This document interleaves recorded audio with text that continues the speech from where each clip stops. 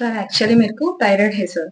मैं 4 to 5 years से medicine ले रही हूँ। मगर उसमें जो कंटिन्यूअसली मेडिसिन लिए तो भी जो टीएसएच का वैल्यू रहता वो कम नहीं हो रहा, बढ़ के ही आ रहा। उसका वजह से मेरे को जो पीसीओडी प्रॉब्लम्स, वेट गेन होना, जो साइड इफेक्ट्स हो रहे, मगर एलोपैथी में कितना मेडिसिन यूज करे तो भी उसको सोल्यूशन नहीं मिल रहा। जो कुछ सोल्यूशन है तो आयुर्वेद में वो बता दो। तो आप आयुर्वेद में आए हो कि आपको कोई परमानेंट सोल्यूशन मिल सके। यस। ठीक है, कोई बात नहीं।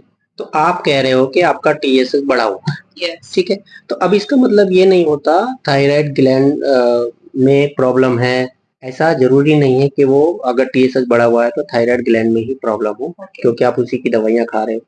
उसका 70% जो कनेक्शन होता है हमारे लीवर से होता है। थायराइड ग्लैंड जो है सिर्फ T4 हार्मोन्स ही बनाती है। जो इनएक्टिव होता है ग्लैंड में जो बन रहा है T4 हार्मोन, उसको कन्वर्ट करने के लिए, उसको एक्टिव करने के लिए वो जाता है लीवर। लीवर उसको T3 में कन्वर्ट करता है।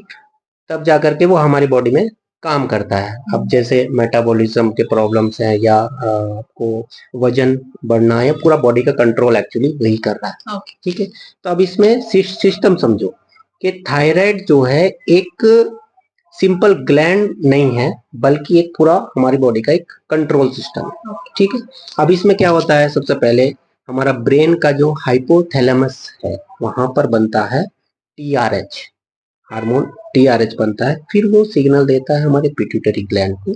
पिट्यूटरी ग्लैंड बनाती है टीएसएच। फिर उसके बाद में थायराइड ग्लैंड जो है A4 और A3 ये बनाते हैं। तो अब इसको बोलते हैं एचपीटी एक्सेस। एक सिस्टम बन गया HPT axis, hypothalamus pituitary thyroid axis. ठीक है, तो अब इसमें क्या होता है, T4 क्या है? T4 एक इनएक्टिव हार्मोन है।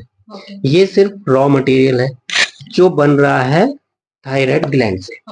ठीक है, इसके बाद T3 एक्टिव हार्मोन है। ये मेटाबॉलिज्म, हमारी एनर्जी, वेट और सब कंट्रोल करता है। टीएसएच क्या होता है? टीएसएच एक सिग्नल हार्मोन है, ये थायराइड ग्लैंड को बोलता है और हार्मोन बनाओ।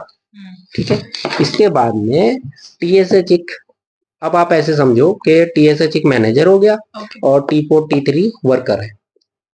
तो मैनेजर जो है बार बार बोलेगा काम करो काम करो, लेकिन अगर हमारा लीवर वीक है, जहाँ T3 जाकर के कन्वर्ट हो रहा है, अगर वो वीक है तो वो ठीक से बनेगा नहीं, हमेशा T3 कम रहेगा। तो जब T3 कम रहेगा तो वहां पर ये हमारा टीएसएच जो हमारी पिट्यूटरी ग्लैंड है वो बार बार जा करके टीएसएच बढ़ाती रहेगी। वो हमेशा आपको रिपोर्ट जब भी कराओगे टीएसएच बढ़ के ही मिलेगा। तो रिपोर्ट में क्या आएगा? T4 नॉर्मल है, T3 नॉर्मल है, टीएसएच बढ़ा हुआ है, ऐसा जा करके आएगा। तो इम्पोर्टेंट बात ये है, थायराइड ग्लैंड T4 बनाता है लेकिन बॉडी को चाहिए T3। ठीक है, और ये कन्वर्जेशन होता है लीवर में। तो मतलब अगर ये लीवर क्या कर रहा है, लीवर हमारा कन्वर्जेशन फैक्ट्री हो गया और T4 हमारा रॉ मटेरियल हो गया और T3 हमारा फाइनल एक्टिव प्रोडक्ट। ठीक है, तो अब 70% T4 T3 कन्वर्जेशन जो हो रहा है वो लीवर में ही हो रहा है। मैं बार बार लीवर लीवर बोल रहा हूँ, मतलब उसका कनेक्शन वहां पर है, इसलिए मैं बार बार, ताकि आप समझ पाओ। अगर लीवर हमारा कमजोर है तो बॉडी में क्या होगा? आम, आयुर्वेद में बोलते हैं आम, यानी टॉक्सिन्स, वो जमा हो जाएंगी, बढ़ जाएंगी। तो T4 T3 में कन्वर्ट नहीं होगा आराम से।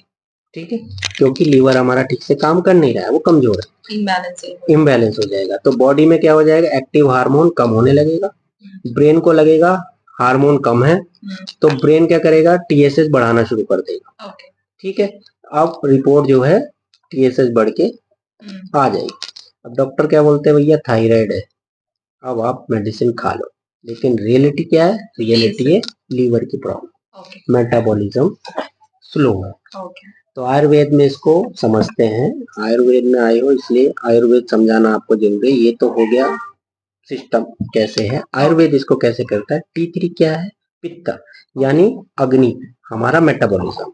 T4 क्या है? कफ, हमारा स्टोर्ड फॉर्म, जो रॉ मटेरियल होता है उसमें। टीएसएच क्या है? वात, यानी हमारे जो सिग्नल कंट्रोल सिस्टम पूरा टीएसएच करता है।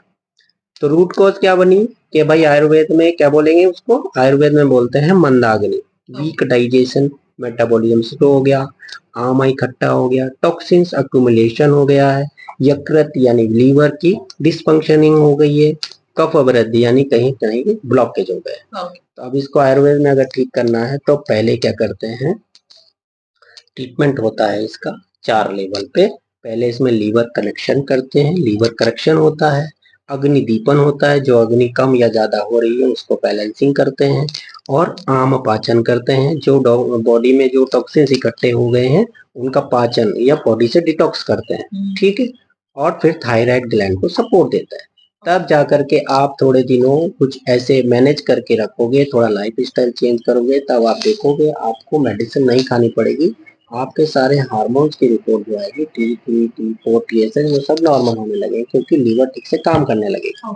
तो हम वहाँ काम करते ही नहीं, इसलिए बहुत सालों तक, लाइफ टाइम तक थायराइड की मेडिसिन खानी पड़ती है।